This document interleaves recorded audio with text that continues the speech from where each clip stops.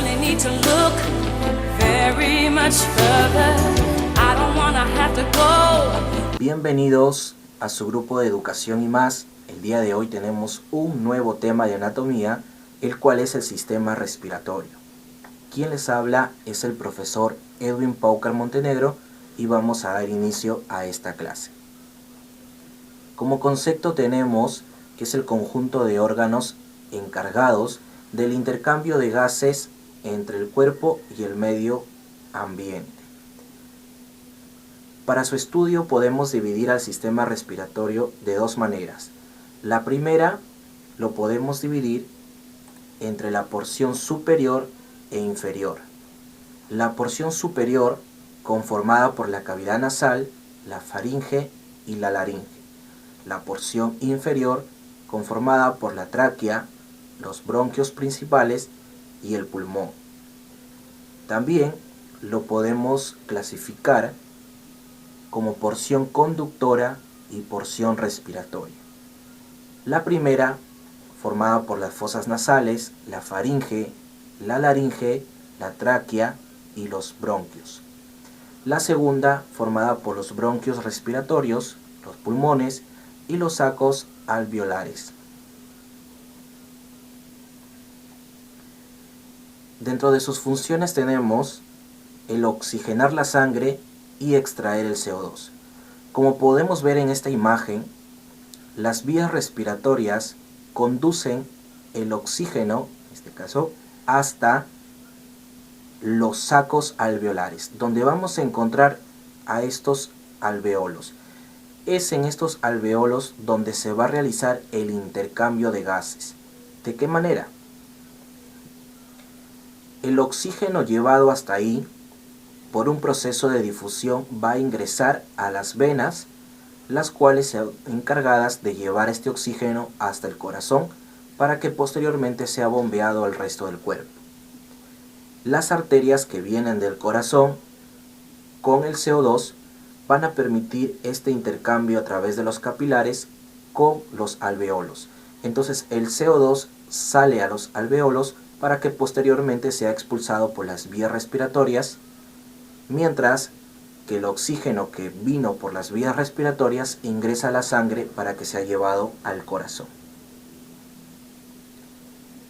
Dentro del proceso respiratorio, que es el intercambio justamente de gases entre el capilar sanguíneo y los alveolos, podemos encontrar que entre un hombre normal en estado de reposo respira aproximadamente entre 12 a 15 veces por minuto, con un promedio de 6 a 8 litros por minuto que pueden ser inspirados y expirados. Este aire que se mezcla con el gas de los alveolos por un proceso de difusión va a permitir que el oxígeno entre en la sangre de los capilares,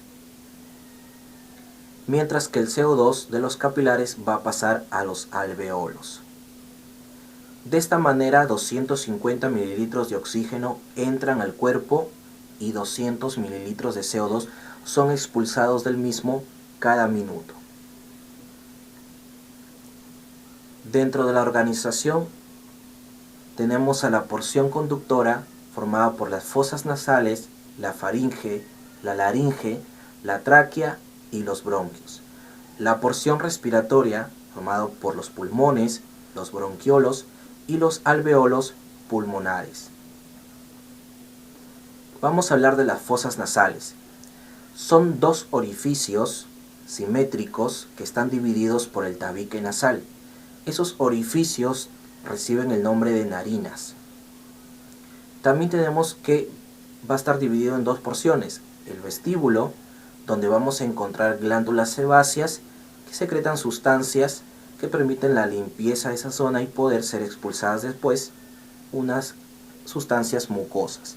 Tenemos a los folículos pilosos, llamados vibrisas, que son los pelitos que se encargan de contener y limpiar el aire inspirado, conteniendo a partículas de gran tamaño. Tenemos a la cavidad nasal, que va a estar formada por los cornetes, los meatos y también las coanas. Los cornetes, según la posición, vamos a tener el cornete medio, cornete inferior, cornete superior. Tenemos las coanas nasales que están en la parte posterior y estos cumplen diferentes funciones. El cornete inferior y medio básicamente se encargan de lo que es la limpieza, humedecer y calentar el aire. El cornete superior va a tener justamente en esta zona las células responsables de permitir y captar los olores. Tenemos en la parte posterior las coanas nasales, que son los orificios que van a permitir la comunicación de la cavidad nasal con la faringe. Justamente ahí tenemos sus funciones, que es la de limpiar, humedecer y calentar el aire respirado. Y también aquí se van a encontrar justamente las células olfatorias que van a poder distinguir los diferentes olores. Tenemos a la faringe. La faringe es un órgano que mide entre 12 a 15 centímetros. Es un órgano mixto porque está presente en la deglución y respiración. Tiene 3 porciones que lo vamos a ver. Aquí la nasofaringe, que comunica justamente con la trompa de Eustaquio, y las amígdalas faringeas. Tenemos la orofaringe o bucofaringe, que aquí se observan las amígdalas palatinas y linguales. Cumplen una función mixta, ya que puede ser digestiva, porque comunica con la cavidad oral, y también respiratoria, porque permite el paso del aire inspirado. Y tenemos la hipofaringe o laringofaringe, que se ubica por encima y detrás de la laringe.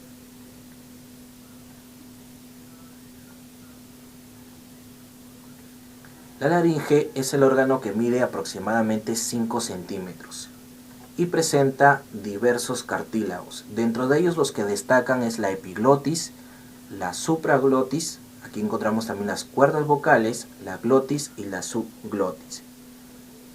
Alberga aquí a las cuerdas vocales, como lo habíamos mencionado, las 2 verdaderas y 2 falsas. El espacio comprendido entre las cuerdas vocales verdaderas, porque se permite este movimiento, se le llama glotis.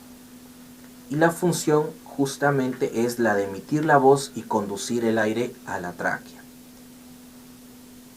Es vital también porque actúa como una válvula entre la vía respiratoria y la digestiva. Justamente esta función es realizada por el cartílago llamado epiglotis. Tenemos a la tráquea. La tráquea está formada por 16 a 20 anillos. Estos anillos son cartilaginosos. Miden aproximadamente entre 13 centímetros de largo y se extiende hasta la vértebra dorsal 5. Conduce el aire también a los bronquios mientras lo humedece y lo limpia.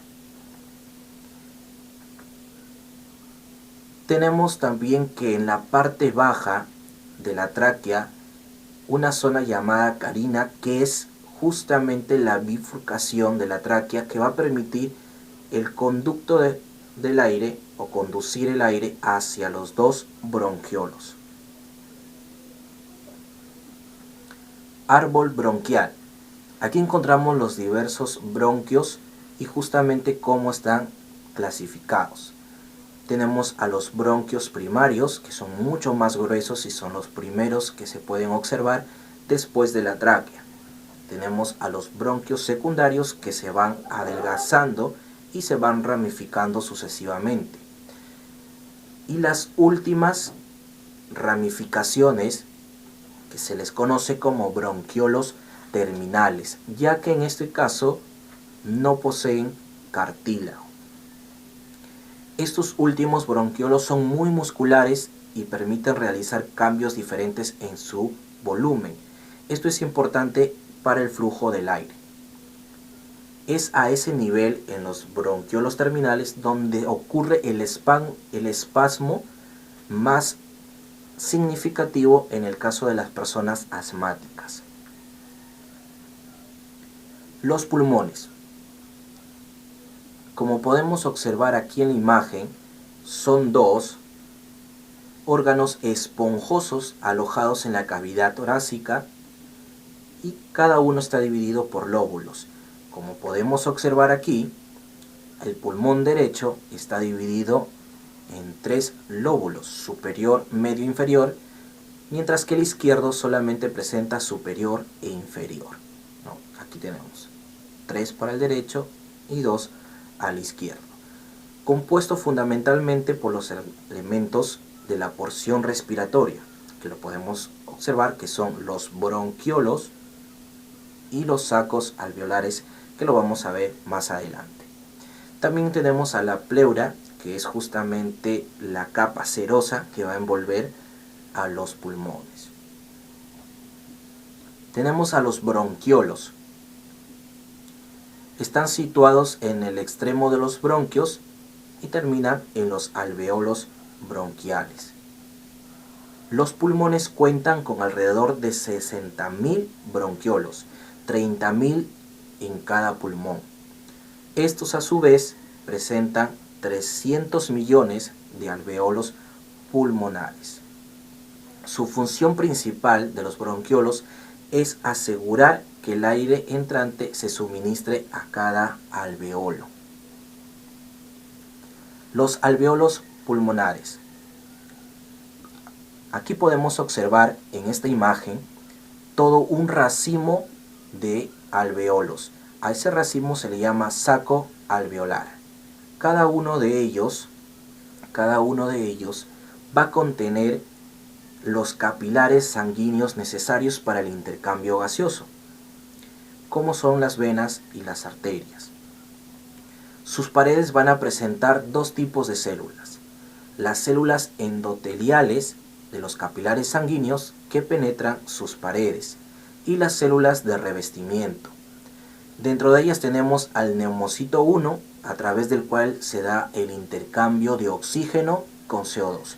Muy importante por si en algún momento te preguntan en qué tipo de células se va a dar el intercambio de oxígeno con CO2, en el neumocito 1. Y el neumocito 2, que sintetiza la sustancia surfactante que evita que el alveolo colapse durante la respiración. También contienen, además, macrófagos que fagocitan las partículas del polvo, por lo que se les llama células del polvo. Tenemos a la ventilación. La ventilación va a ser un proceso cíclico, algo que se repite sucesivamente. Consta de 2 etapas: la inspiración, que es la entrada del aire a los pulmones, y la expiración, que es la salida de la misma, como lo podemos observar en la imagen. La inspiración es un fenómeno activo y se caracteriza por el aumento del volumen torácico, ya que en este caso el diafragma baja y aumenta esta capacidad. La contracción de los músculos inspiratorios principales y el diafragma e intercostales externos son los responsables de este proceso.